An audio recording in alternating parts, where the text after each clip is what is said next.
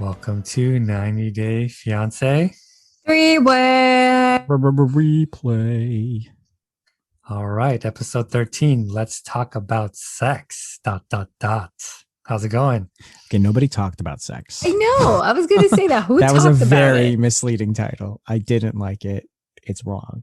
This should have been like, they finally fight. Exactly. This should have been called the episode where everything culminated from the trailer. The apex. That's right. Angela and Michael talks about sex a little bit. That Solo was the only sex. thing. Oh, okay. Yeah. Anyway, I'm fine. How are you guys? Good. Good. Ready to talk about this episode. I thought it was really action-packed. It was a good episode. Let's start big. Let's start big, guys. Let's do Natalie and Yes, brawl. and Michael. Okay. Oh my gosh. Oh. I in this episode, okay, I just want to say, like, right off the top, I hate Natalie. I'm so not on her side. Everyone. This is how bad she was. I am actually on Mike's side. Wow, after all that time, after all that happened last season. Okay. So Natalie meets with her friend Juliana. And do you guys think they have like a weird I do. Okay. When I see Juliana. Did they edit her weird because it looks like she's lusting after her. Right. I don't know if this is just an editing thing or what. But also, like, when she wears that, like, the headband too, she has like this weird vibe like Natalie. Look like you guys they should just get together. They deserve to be together. I agree.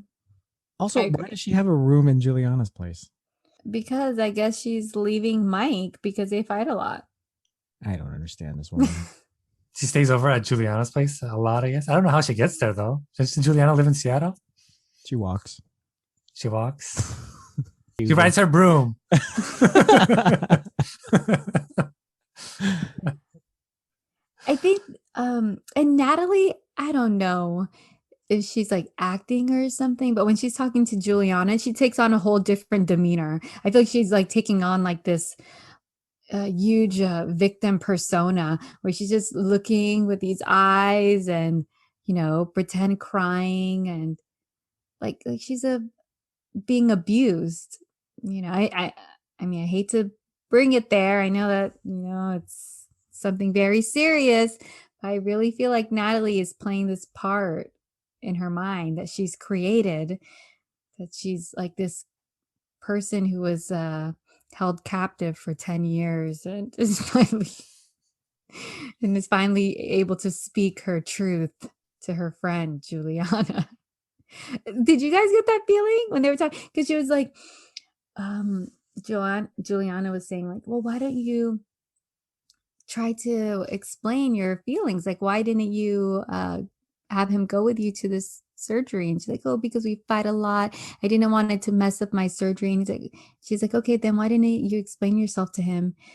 And then she's like, I don't know. I just feel like he's always attacking me all the time. And I think it's because I'm a foreigner and it makes me feel little and insecure and unsure. And I feel like it gives him the power to manipulate me. And I was like, what the heck? Girl, you're crazy. That's the only reply to that. She's complaining that she can't say anything, but literally Mike is like begging her to say something. To talk. It's like to get it out. Yeah. But then, like, when she's in the middle of the fight with Mike, that's when she like becomes all quiet and it's like crazy and like doesn't say anything. Yeah. Why didn't she say to the mom, you called me a hooker? Why couldn't she say it? That's why I think Natalie, she's lying. We're waiting, lady. I almost called her the B word. We're waiting for you to say it and explain to us why you can't ask her that. I think she likes using that like victimhood as like leverage for her, because when she gets put like on the spot to really put it out in the open, like exactly what happened, it's like she can't actually address it. She likes to be the victim of like, oh, she called me a hooker, but then like when there comes down to the point, then she just freezes. Or maybe that's her digging deep into the victimhood, as in, look at them yelling at me, yelling at me. And, she's just like being quiet and not defending herself because that plays more into her victimhood. You know what I mean? Mm-hmm. I mean, they did tag team her. So it's like, how do you rebut that when two people are yelling at you simultaneously? It wasn't, I mean, yes, it's true. They were both like making their points, but she wouldn't like when Mike said, okay, first she didn't even ask the question to his mom. So they called his mom up because she kept saying like, your mom called me a hooker and blah, blah, blah. And he's like, who told you this? Like, when did this happen? Did you ask her? Did you ever ask her? And she never replied to that. And he's like, you know what? And I was so glad he did this, you guys. He's like, give me the phone. You can ask her right now. Let me get the phone. Yeah, And I he was waiting brought for the her phone. excuses to be like, no, I don't want to call her. I know, or she's just gonna lie or something. I don't know. But the fact that even before this, Natalie never confronted the mom before. But anyway, he brings the phone over, and instead of her asking, "Did you ever call me a hooker?" she's like, "Okay, what is your impression of me and why?" And then she's like, well, my impression of you is that you don't treat my son well, and he has provided everything for you, and you're mean to him all the time. And then and then and then she kind of like they go off on a tangent with that. She's like, well, what, that he's giving me food because I can't work, so I'm on a visa, which is, just true. But and then Mike is like, well, ask the question. Are you gonna ask her the question or not? Did she call you a hooker? And then she finally asked or said it, and then Trish was like, no, absolutely not. And she sounded really pissed. She didn't even ask. Trish just said, I never even called. Okay, right. She never did. Mm-hmm. And that's why she was like, I need you to fucking stop it. Good on you, Trish. I agree. Do you guys believe Trish when she was saying that? I actually kind of believe it now. I never thought that she called her a hooker. Actually, rewind the tape. We all thought that she called her a hooker. I did. Yeah, I mean, I believe her. She sounds very adamant. And also, it's like it seems like there's cameras around. Like she wouldn't be as slick to like just slip it in without the cameras picking it up. I feel like she would have just said it, and so she has no reason to like be lying about it now. Yeah, even if the cameras aren't there, they're mic'd up, so someone would have heard it. And at first I was about to get annoyed with Mike because when the comment came up in the very beginning, he's like, I don't want to answer the question. I don't want to talk about it or something. And I was like, oh, like, you're on a show, Mike. Like, why don't you just say, no, my mom didn't call you this or something? But eventually they did get into it. And he's all like, no, that shit isn't true. And then they talked about how she hasn't been with him since Christmas, like only once or something, that she's always out with her friends. And that we found out like on the first Christmas, what did she do with all the gifts that Mike gave her? She took all the gifts and gave it to her friends. Her friend's family. That's messed up. Who does that? What a weirdo. I truly believe there's something wrong with Natalie. I don't know. She couldn't even explain why she did it. Yeah. She just said, yeah, I did it. And she just had that crazy look on her face, like she's caught, but she doesn't know what to do. I mean, that would be like the final straw, like your Christmas gifts. I mean, come on, it's messed up. Come on, Mike, now's the time. Set yourself free. You could even say, so you're setting her free too, to be crazy somewhere else and just let it go. Oh, and how about when she tells Mike, well, you neglect me. You're neglecting me. You come home at 8. Mike is like, what the hell are you talking about? I come home every day at 5:30. Every day I'm at home at 5:30 and I'm up working my ass off. And you're the one who's out with your friends. Oh my God. She is exhausting. This woman. I can't do another season with her. Please fire her. I know, like I can't do another season of them too. Yeah, and we know that Yeah, and we know that Mike works hard too, right? Because like, isn't his commute like 3 hours each way? That's Yes. crazy. Yeah. Imagine like you have a 6 hour commute total, and then you have to come home and deal with Natalie. Yeah, it's like That's kill me now, right? yeah, it's too much. It's too much for any person. Man, and she's saying that Mike is gaslighting her. I think they're both gaslighting each other. They both have issues, but she is exceptionally on the loca side, I have to say. Maybe that's why this is her third marriage. I don't know. And then she tries to bring up the fact that maybe like their problems come from his attachment to his mom. And I'm like, no, that's not your guys' problem. The problem here is Natalie. Natalie is the problem. Oh, you know what? I just discovered that I think every couple did mention sex in this episode at least once, right? So Mike and Natalie, he mentioned that they quote unquote made love, and then she got up and left and went to her friend's house. She hit it and quit it. That's messed up. Hit it and quit it. Yeah. So yeah. Well, I'll mention the other ones when we talk about them. Okay. Right. And then Mike says that he's basically done. He's like, there's no love for him. Like she shows no affection or no love towards him. And we find out, like we see on the next on that Trish says that she's a snake in the grass and she doesn't even like you. And then we see her at Juliana's house again. And Juliana's like, yes, you should just stay with me. And then she gives some weird smile. It's true, she does. It's like she's gonna eat her or something. It's just really, and then there's Natalie doing her pretend victimhood, like with her wide eyes and, like The pout. yes, the pout and her terrible acting. I think they're so wrong to portray Juliana like a lesbian if she's not. Isn't she married? I think she's married. I think she's married too. Yes, she is married. Or maybe they're not trying to portray her. That's just like the looks that she gives. Come on, that's intentional. If all of us here are getting that same like vibe, right? That's intentional. That's not editing. That's like Juliana's face. No, because they could have put her face in that moment. Maybe she was just doing that face random. Maybe Natalie told a joke or something, or she told a joke and she had that like weird face and they just like, cut it in. That's true. They could have done that. Yeah. You're giving them way too much credit here, guys. Now they're desperate. There's nothing in the show. So come on, they're trying to make anything happen. Trying to make anything happen here. You are so soft and feminine and beautiful. Yeah, that's really lesbian-y. Right? Soft, feminine, beautiful. Like frilly lady. Have you seen all the negative things she has told to Mike? That he's like low class.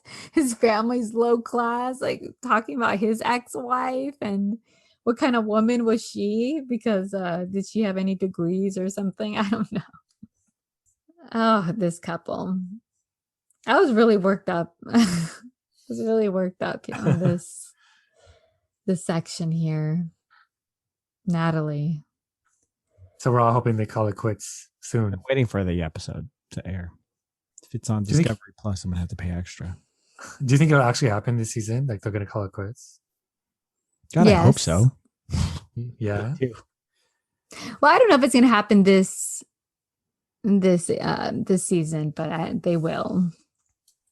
Well, they're building up to something in the previews that makes it seem like they will. Hopefully they will. I mean, yeah, we can't see another whole season of them again, of them fighting again. Would Mike put up with this for a whole other season just to get that paycheck? Is the farm paid for? Mm-hmm. If not, then I say yes. Hey, Oh, right? God. I don't know. I don't think so. Yeah, can you imagine being in like the laughing stock again for one more year? Yeah, and he's like Pretty getting bad. up and like going crazy. Seems like he's really like irate.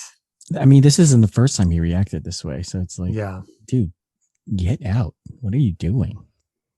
His mom is probably telling him every day because apparently he talks to his mom every day during his commute. Like, listen, she does not love you.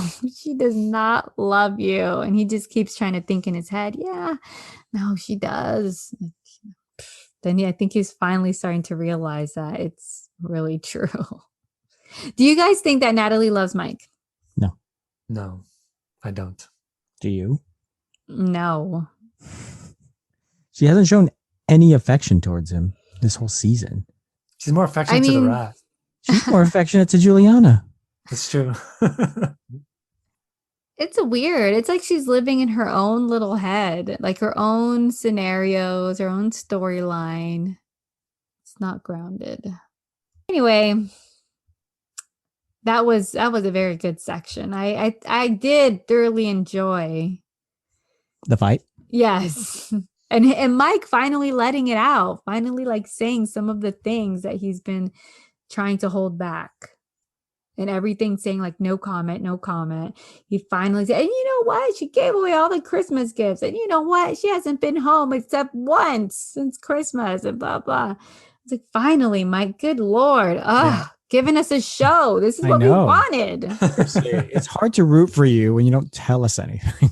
Exactly. How do you want us to be on your side when you're just like, no comment? Yes. Thank you. So I like that one. All right, let's see. What else? Let's do Brandon and Julia. What was their sex talk? Baby, right? It has to do with sex, kind of. Making a baby. And that now they could be in their apartment and have a lot of it because he said that he would like horny. Because then Julia's like, Julia's like, oh, what are we going to do now? Or we're going to be home in our apartment, just us. And what are we going to do? And then Brandon mentioned being horny. Said, oh, they'll have a lot more of it since they don't have to worry about the parents around. That's true. You're right. It was mentioned. Okay. And Brandon, he cries a little bit about moving because he said his happiest memories was at the farm. It doesn't seem like he really wants to break that cord, but he's being forced to by Julia. And like the mom is really sad about it. But dad seems like he's ready to let them go and be free. Yeah. I don't think there's any problem with like wanting to live on the farm and take it over. It's just like the problem with like living with the parents. If they could have their own house on the farm, I think that'd be okay. Julia doesn't want to work with animals. Exactly. I do not think Julia wants that. And not have Julia work with animals. That's true. Yeah. I think her conditions for living in the farm would be like needs a full-time job that isn't taking care of animals, needs her own place away from the main house, and like has a car to commute to like the main downtown city. Yeah. 35 minutes isn't that bad. No. That's a normal work commute day. Yeah. It's like, let him go, Betty. It'll be fine. Just let him go. You want him to grow, right? Just let him go. She does not want them to. Exactly.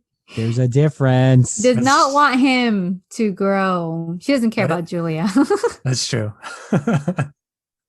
Well, it's good. Like, I mean, like fighting that guilt that Brandon has in order to grow, I feel like is very, like, it's hard, right? If like if somebody's trying to force you like through anger and like force, I feel like sometimes like your rebellious spirit to fight that is easier than when somebody tries to manipulate you through guilt, especially parents. So good for Brandon and Julia. Good thing Julia was able to rescue Brandon from from his captors. All right. So what do you think though about Julia saying when, he was reminiscing about his happy memories at that house? Julia's saying, but Brandon, this is not your home. This is your parents' home. This is not your home. But Brandon kept thinking, and saying like, this is my home. What are your thoughts on this? Yeah, I agree. That it's not Julia. No, I think it's different for both of them. I think it is his home because he doesn't have any idea what another home was like. Mm-hmm. But for her, no, it's just a place she lives in. Yeah, it's the difference between the house and a home, Right. But she's saying like, but ultimately it's his parents'. It's not his. Yeah. But they want to give it to him. So technically, isn't it also his home? Right. I think Julia defines home as like, it's yours and you can do whatever you want with it, as opposed to like Brandon thinking of it as like this is where he was born and he's used to like his role as the son on the farm and that's his home. But it's not like it's your home that you make yourself, you know? It's just his familial home that he's been born into, but it's not like his like as a married grown man having your own home. Where you could do whatever you want. Because right now they're following his parents' rules. Exactly. So yes, I agree. There's a difference there. Let's see, what else? Well, that's it. They're in their new apartment now. And Brandon thinks that it's going to solve most of their problems, but not all of it.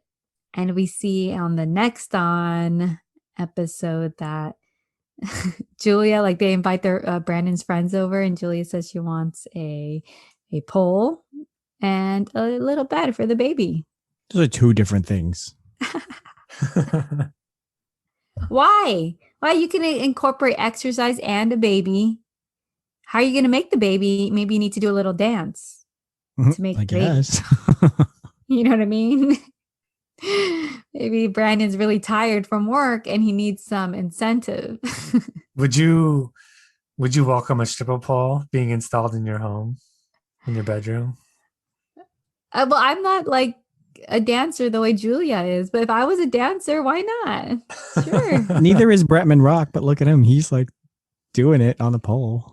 Yes. Well, you know, his ladies are dancers. Well, apparently it's good exercise. So Yeah. It's being in touch with your body and your sexuality. It's also really good upper body strength. You ever see those strippers? Oh, Do man. acrobatic flips on them. Like, dude, I can barely like push myself off of bed. Yes. And they can even hold themselves up with their legs sometimes, like just like, you know, doing kind of like a scissor action, you know what I mean? Scissoring. the pole. It's just like, wow, like that's strength. So Brandon likes one of those things, but not the other. Right. He'll take the pole, but he won't take the baby. You could tell that Brandon he really stresses and thinks about like the responsibility he has to hold in regards to like having his own apartment and supporting himself and Julia and eventually like having a kid. It's like I really wonder if he would ever feel truly ready if like Julia didn't push him. You know what I mean? Like he probably wouldn't have left, would never have felt ready financially to support them, even though he probably could, you know? I think he would have stayed home forever. Yeah, because I mean, he always has like Ron and Betty whispering in his ear all the reasons he should stay home. So it'd be hard to leave. And all the reasons why he can't do it. Like, you've never done it before. How can you do it? You've never done it. We've paid all your bills. We've done everything. We've paid the telephone bill, the trash, electricity. You know nothing about it. How can you do it? And he's just thinking in his head all those things. He's like, yes, I do. And then we'll have Julia and I'll have an apartment and I can't do it. It is pretty nice though when you get your own place. What do you think of the apartment? It's pretty small, don't you think? Yeah, but yes. I think it's okay for like to start like a starter. But where will the baby and the pole go? Well, they would need someplace else. Well, the pole can go in the living room. Yeah, but not the baby. The baby can go outside. Baby can be in their room. I like their place too. I mean, for me personally, I would take anything to not be living in my husband's parents' house or something. No, I would take one bedroom. I would take a studio. Anything to not live with my in-laws. Do you think Julia's ready to have a baby? No. Me too. Yes. She's being super naive when she says she's ready. She's totally fine. Best way to figure it out is just do it. No, she needs one of those mechanical babies that they give you in middle school. Oh God, those are. Did that help you guys? What did you guys think about it? I raised the baby before those were given to me, so true. It didn't help.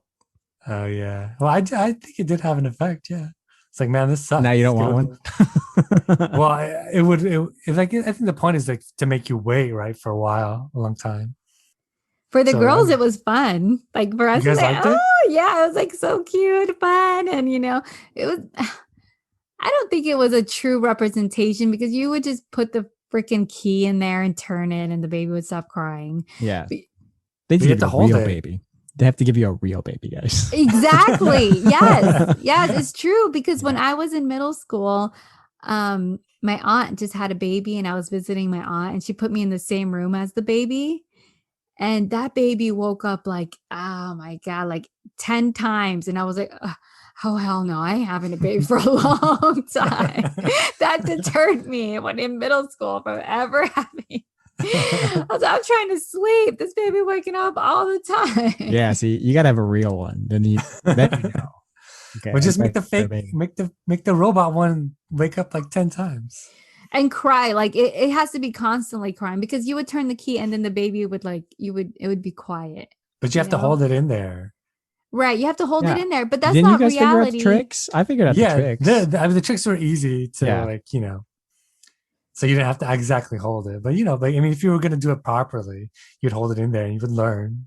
No. No, because the baby doesn't always stop crying. Like baby doesn't stop crying when you put a key in like a real baby. That sucks.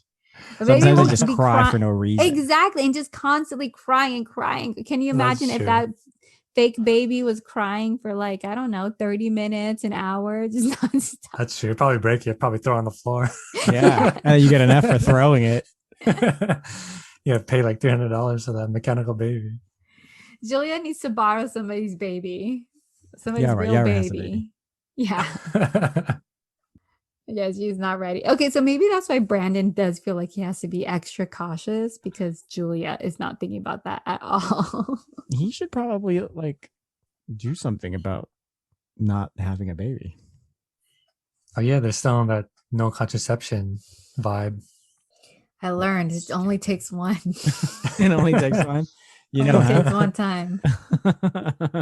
Yes, I learned from experience, guys. Yeah. Didn't he say he doesn't even like pulling out?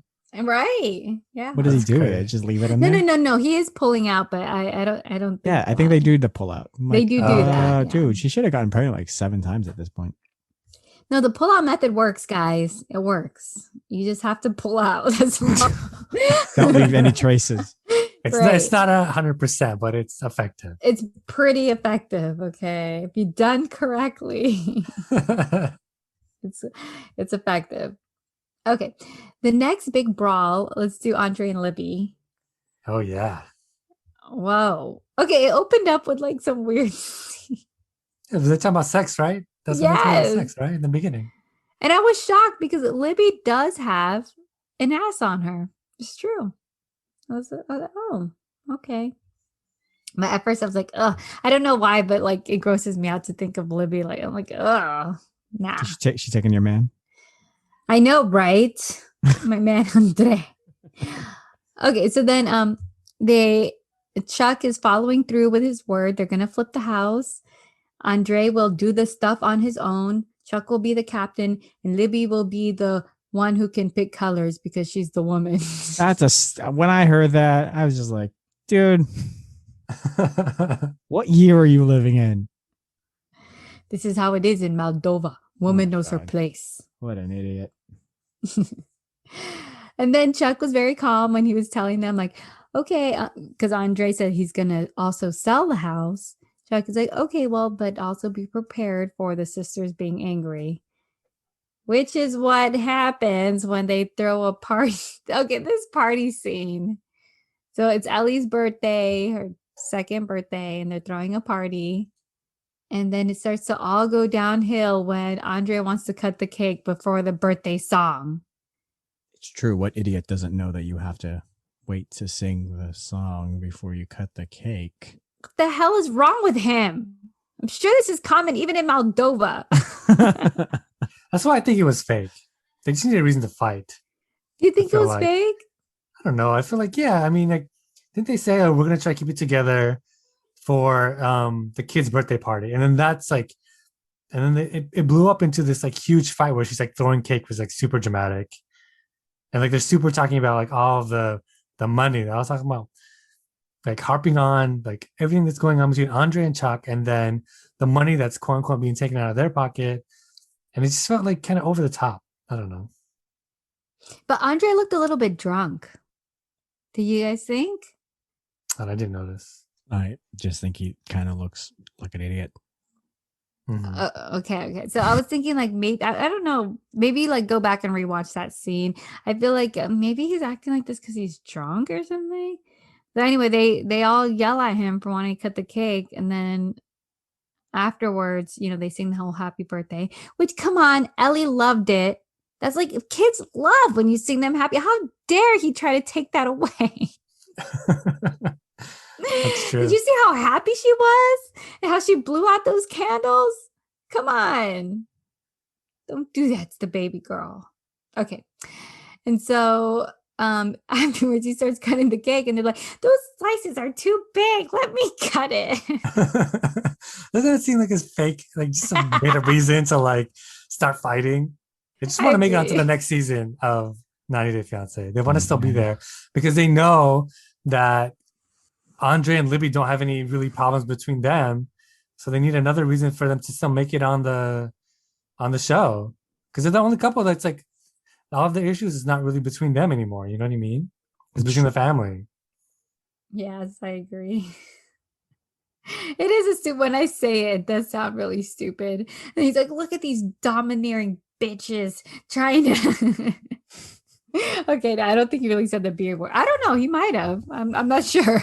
It was like a lot of bleeped out stuff and saying that he's upset that they're trying to take control. And then Libby comes in and she's like, "Nobody yells about cake like that. Okay, cake is supposed to make you happy." It's true. And then Jen threw the cake at Andre. And where we find out also that Jen does work for Chuck. I thought she didn't because she was quiet a lot during their first parts of their argument, but yeah, it seems like she does work for him too. So don't you think a lot of the issues here is they're all just kind of greedy?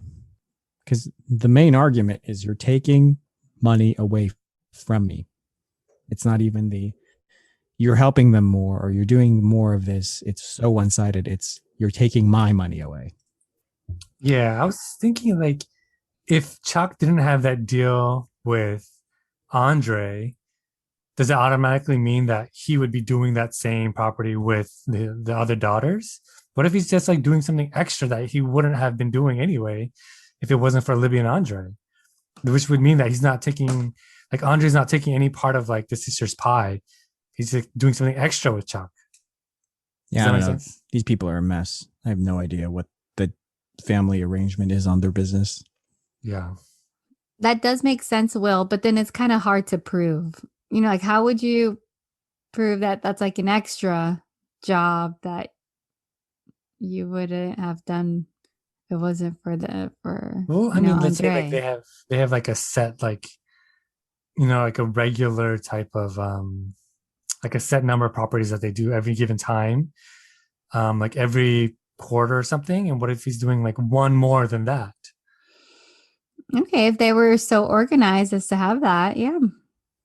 I kind of don't think that they have that though. Yeah. Also, I don't understand for a family business, he can buy property without anyone else in the business knowing that he bought it.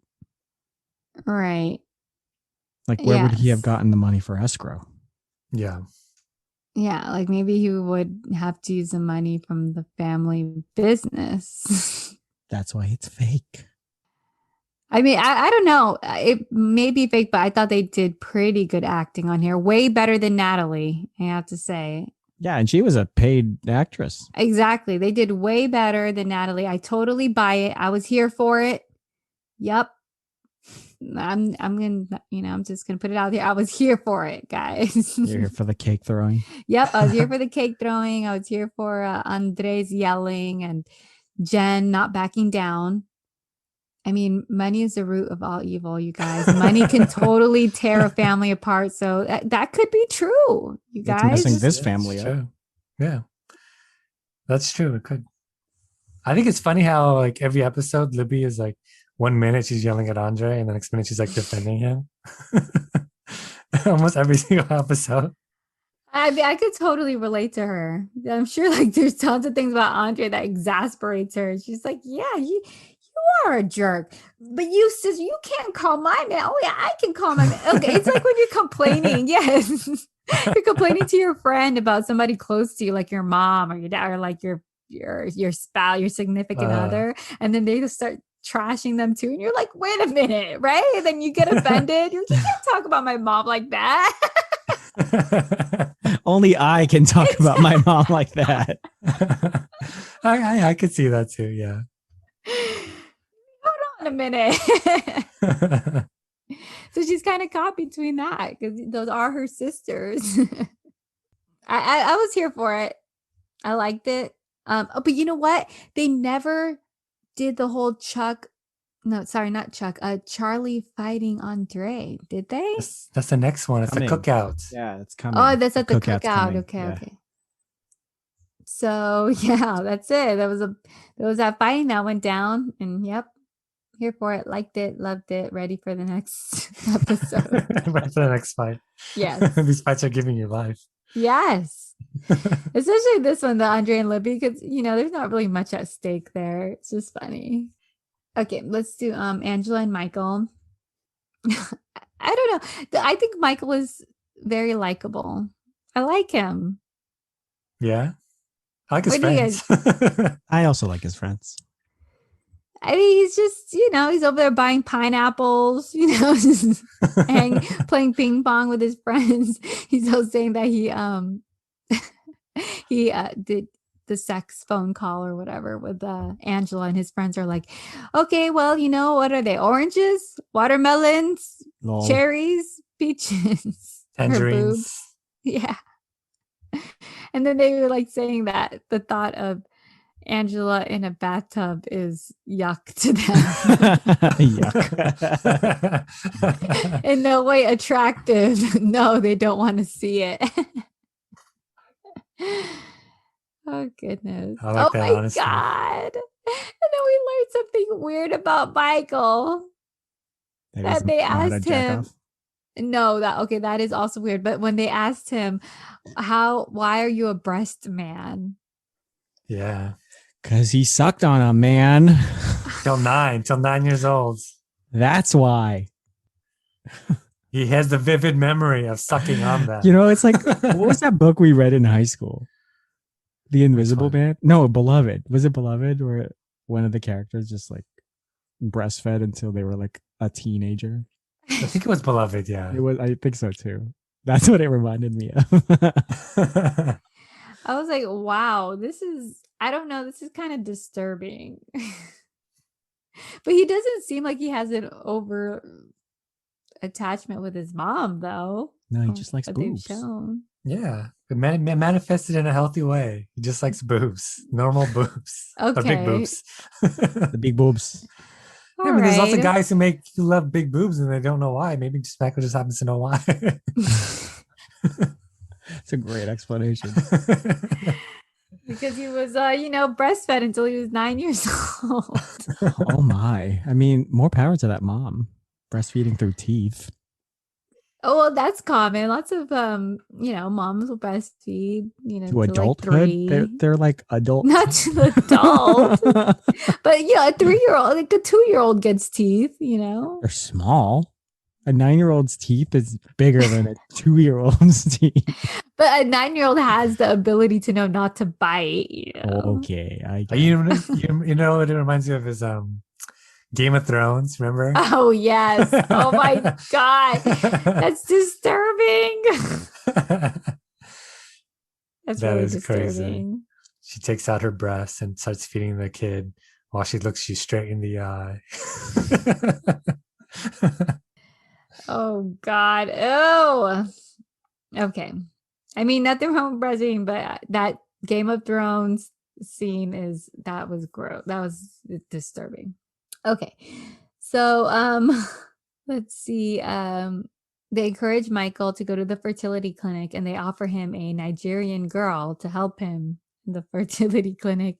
But he said no because he doesn't want to cheat on his wife again. And then I guess one of the producers Right. And one of the producers was like, what? And he starts laughing. He's like, well, remember the BJ a long time ago? Was it that before Angela? Or was that at the same time? No, it was like while he was dating Angela in the beginning. Is that why she doesn't trust him? Right. Do you guys remember that? No. Vaguely. Yeah. I remember she was mad about it, but I thought it was like before they even met.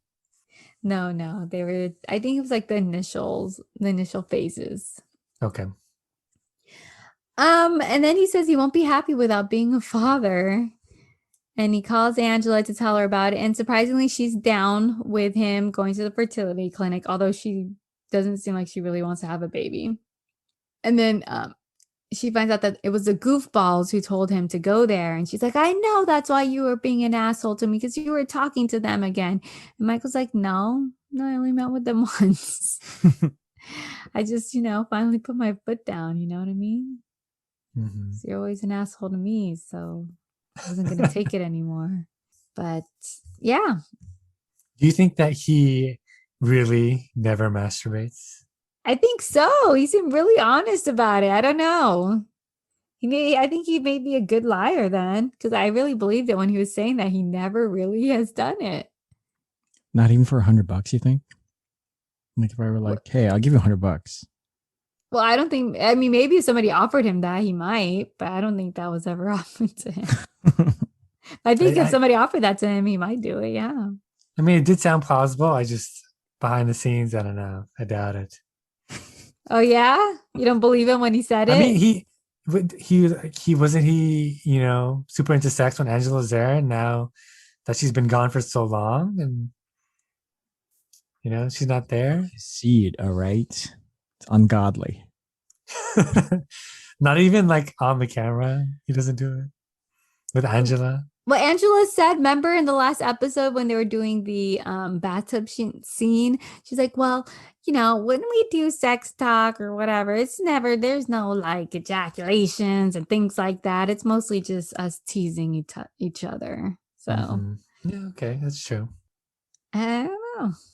It is hard to believe, but I think it may be true. He did also mention that he's like, I don't know. What's the point? There's no pleasure. There's no something. He's like, what's the point in it or something? He doesn't get anything. He doesn't know.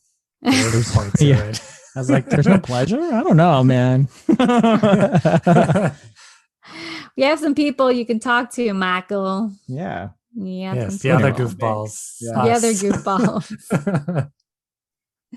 They'll tell you the pros, okay? Not just the cons. There's a lot of pros to it. It's good to turn over your sperm because they're dying in there. It's healthy. It's healthy. It's normal. The stress reliever. It's the safest form of sex. Yeah. Unless your hand has gonorrhea. And and then also Angela explains a white t-shirt contest. Wet t-shirt. Wet t-shirts. Wet t-shirt contest to him. Which is like funny when you think about it through like a foreigner's eyes, like a conservative, a society like Michael's. He's like probably like, what the heck? They do that? Holy moly. They still do that these days, do you think? Wet t-shirt contest? Yeah, I think so. Mm-hmm. Especially in college towns, probably. You didn't see them in San Diego? Was that not a thing in San Diego? I felt like that's a Southern California thing. I don't think so. I think it's like a Miami thing, maybe. It's a Coyote Ugly thing. Did they do that, Coyote Ugly? I think so. I saw it in the movie, right? The Coyote Ugly movie. It's been so long since I saw it. Didn't they do that? Yeah. That was a good movie. We should watch that. It's true. Wait. You can't fight the moonlight. You're right. That's what I learned, that you cannot fight the moonlight. I forgot that she wanted to be a songwriter and a singer. There was a whole plot to it. Oh my God, we have to watch that. It was so a good bad. You're right. I totally forgot about the whole singing part. She doesn't even sing. She's a songwriter. That's true. But she sings it, right? She does eventually reluctantly, because she had no one could sing her song. Yeah, right. And then Leanne Rhymes sing it in the end. That's right. Leanne Rhymes. What a stupid movie. All right, anyway. Okay, and that's that. Leanne Rice. All right, we're gonna end Angela and Michael's scene with that. Speaking Coyote of Ugly. Miami. Mm-hmm. Okay, Jovi and Yara. This was also like a very like a scene where they finally confront each other on some issues. Yara, they're planning to go to Miami, and I like the compromise that Jovi made, and that the mom will go with them to take care of the baby. I'm like, poor Gwen, they're I dragging her know. everywhere. I love Miss Gwen, guys. I know, me too. She They're so really is lucky just they. down for everything. Yeah. I hope that she was able to go off and have fun too in Miami. Yeah, with her granddaughter, I'm sure there's plenty to do. You know, or I mean, come on, give her maybe after they come home from their night of arguing, she could give the baby back and she can have fun herself. But yeah, so they end up going out, and like Yara looks great, but she falls asleep in the car, and Jovi, you know, seems a little bit upset about it. But they get to the restaurant, and Yara is texting the mom, Jovi's mom, about Mila. And then Jovi says he thinks that Yara is using Mila as a like barrier to them being together and her true feelings. So I don't know if Jovi's trying to say that like he thinks Yara doesn't really want to be with him and she's just using Mila as an excuse. Like he's having some insecurity issues. Mm-hmm. Do you think it's true? No, I don't think she's using Mila as an excuse. I feel like she really is thinking about Mila all the time. I agree. Yeah. Especially since she's had to raise her by herself. Yeah, it's true. Like she can't like switch two modes, like single mom and then mom, like who's not single, switch back and forth so easily. It's gonna be hard. Mm-hmm. Yeah. I feel like it's unfair of Jovi to ask that of her when she has to constantly always provide for their daughter, and then he comes in and now wants things from her. Yes. Right. And she says that let's see. And she says like that he wasn't ready to be a husband and he wasn't ready to have a kid, and maybe that's the problem there. That because she was ready for all of those things and he wasn't. And then he's like Jovi's saying, regardless, even if I wasn't ready, we still have these problems, and if we get home and these problems aren't fixed, we're not going to work. That would seem kind of alarming to me that he was like he went that far to say it wasn't gonna work, you know. Yeah, what does that mean? Like he wants a divorce? Yeah. I mean, I could kind of see his side too, that she does need to start thinking about both sides. Okay, because you know, they say like what's best for a child is to be in a stable home environment with a mom and a father. I mean, I don't know. Or, you know, like two parents, or to have that stable love and support from both parents, mom or dad, or two moms or two dads, whatever. And she does need to think about that for her family, for her child. Like, okay, yes, it is. Mila is important. She was raising Mila on her own, but you also do still have a relationship. And they say a lot of times when you go to, you know, parenting classes or when you're in the doctor's office, you know, they say to work on your relationship and to keep that bond is very important. And so maybe Yara needs to really start transitioning some of her energy from Mila a little bit into the relationship. But she's a new mom though, and it's her baby's still really young. So Jovi should also be 4 really months. understanding. Yeah, Jovi should also like be understanding about that and calm it down. I see both sides too. You're right.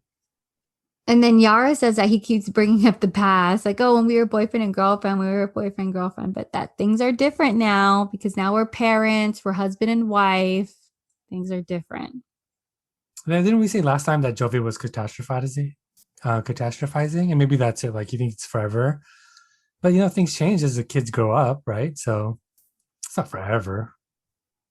Yeah, that's true. That's true. But Yara does need to put in some effort now, like even just a little bit.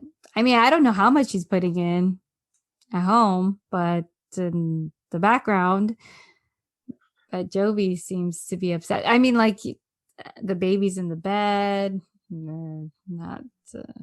Mm-hmm. Well, it seems like But she listens to him next episode, right? She ends up going to the club. And slaps him. Oh Yeah. my Can't God. wait. That one I'm dying for. I can't wait to see. I hope it's as good as the clips are. Yeah.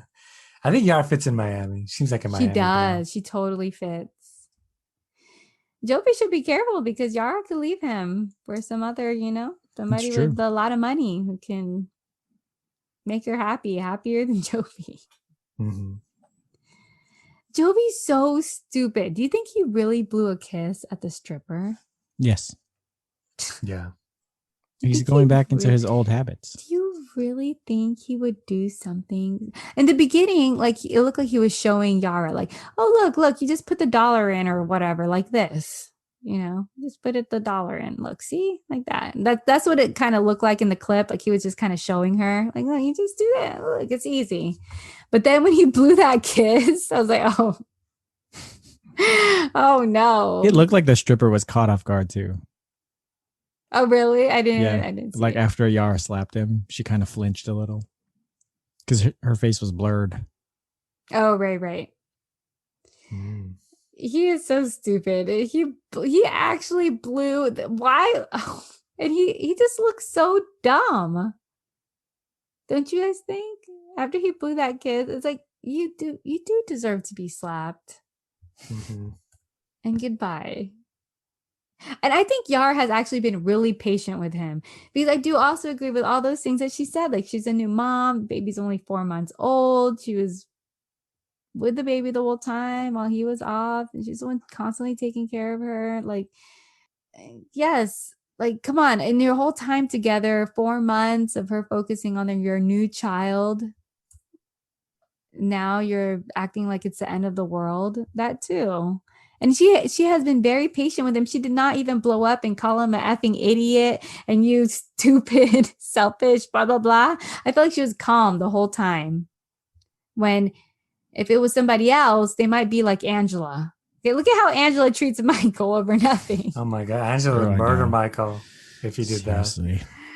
Yes. And so I think Yara has been actually really patient with Jovi throughout all of this. And she was like, you know what? No, this is the last straw. How dare you? I can't wait to see this. I hope it is as good as it looks. Do you think it will be? Yeah, I think so. Yeah. The fight for the other ones, though, I don't think will be as good. Okay, but you think this one will be good? I think this one will be real good. I think Yara's got a lot to say. Oh man, I hope all of her patience has run out and she's about to let him have it. I could not. No. It's just no. I couldn't. You couldn't do that? You couldn't be in the strip club? Have your man blow a kiss? No. Especially looking the way Jovi did. Jovi looked like hungry. Jovi looked like didn't he? Yeah, he looked like he wanted some. Yes, he looked like if Yara wasn't there, he would have just straight up taken that stripper up to the private room and paid what he had to pay to get a happy ending. Can you pay for that at a strip club? I'm sure they say no, but I'm sure you can. There's a slide. Yeah. Side deals. Yes. Yeah. He wasn't just like a regular dude, like just having fun. Like, oh, look, it's fun. It's something different. We're just mixing it up. No. Like Yara wasn't even there. Like Yara might as well not even have been there the way he was staring at that stripper. It was just like him and the stripper, and that's it. The only people in the room. Yeah, I think he forgot he was married. Yes. I think he thought he was with his like friends. Forgot all his worries for moments. Yeah. He turned around and, Yara slapped him and he realized the truth. Yeah, he came back to earth. Yeah. He fell hard. Oh man, what a fool. I can't wait to see it. And then they ended their night terribly after they argued. Yara was like, I didn't even want to argue. You're the one who was bringing it up. She's like, all right, let's just go home and take care of Mila. Somebody needs to be responsible here. And that's sad. That was a Yeah. sad ending. Who would have thought that it could get worse than that? Next episode with a stripper.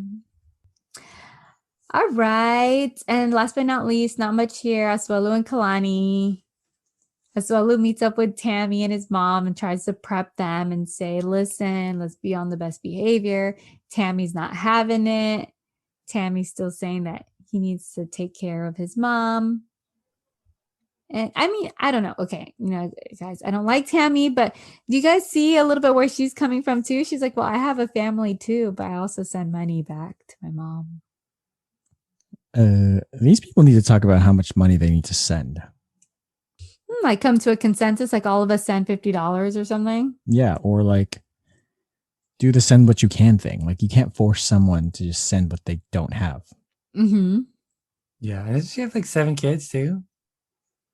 Who, Tammy? No, the mom. Yeah, I think so. Yeah. Mm-hmm. Yeah, doesn't that make a difference? Like maybe he doesn't have to give as much. I don't know. Like, what's the problem? Like he's not giving at all, or is like they don't like that he's the amount that he is giving.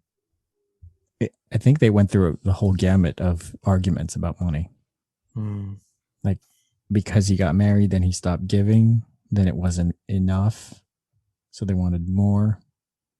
Then he was not going to give any at all, and so the mom was like, "Just give me whatever you can." Right, and then I guess they started arguing, and it got to the point where he's not giving anything. But we see on the next on that things get really intense. I can't wait for that fight. This, I think, we're being misled on. Oh, okay. I think my prediction is Tammy started some stuff, and the mom is actually shooing her away. The mom was telling Tammy to shut up. Yeah, because I think Tammy was the one who's upset everyone. And so she was telling her to go away. And then Asuelu tackles Tammy. Like literally tackles her. Yeah, poor Kalani. Like she's stuck crying again. Yeah. But no fault of Asuelu, I think, this time. Yes. It seemed like he's defending his woman. Yeah. Tammy is La Loca. Tammy wants her own show too. But I mean, would I what? Would you guys watch the Tammy show? If she gets beat up on it. What if she's the one handing out the beatdowns? No, I don't like it. She's like the bully that you want to see get beat up. Oh, come on. Little old Tammy. Yeah. I want to see some Tammy beatdowns. No. Well, I mean, wouldn't it be satisfying to see Kalani beat up Tammy? Oh, for sure. I want that to be like the gold medal bout, guys. Or Kalini. Yeah, Kalini. Sitting on her and just wailing on her face. Yeah. I don't want Kalini to get tarnished in any way. Oh, you don't want her to lower herself? No, I don't want her to lower herself. We must protect her. But that's right. Must protect Kalini at all costs. Must protect. Sacrifice Kalani and not Kalini. Okay, and then that's like we went through all of them. There was no Ron and Tiffany in this episode, but in the next one we see them go to couples counseling. And the counselor tells Ron that he needs to step it up. Which is not good. Isn't it bad? Like in counseling, you're not supposed to do that. Like you're supposed to pick sides. Yeah, you don't want to make the person feel like they're being picked on or singled out. But what if they need to be told what they need to do? Isn't there another way to do that though, to phrase it, other than like, you need to do this or do that? I don't know. I'm sure that counselor was telling them both what they need to work on. Mm-hmm. It looked like it was in a religious facility too, right? It wasn't just like a non-religious counselor. It looked like they were in a church. Was it? That's what it looked like. I don't know. And maybe that's where Ron gets all his ideas, that the woman comes from the rib, not the head. And that's why the woman needs to stand in the side and not on top. And the all of his things that he's spouting out. This isn't like it's truth, like it's like golden nuggets of wisdom. Right. I do think that they're in this. I think I saw a cross or something in the background. I'm not sure, but there's that. And that's it, folks. All right, just real quick, I want to say thank you to everybody who gives a 5-star review. We really appreciate it. If you haven't done so, please give us a review on whatever podcast app you use. It really helps us keep creating the podcast. I'll put a link to the description in our, or link to the Patreon in our description. And just want to say congrats to us on 10,000 downloads. Woo! Yay! Thank you, guys. Thanks for listening. Yeah. So that said, thank you, Dylan. Thank you, B. Anything else? See you next episode. All the good stuff's coming. Woo! Go Team USA. All right. Bye. Bye.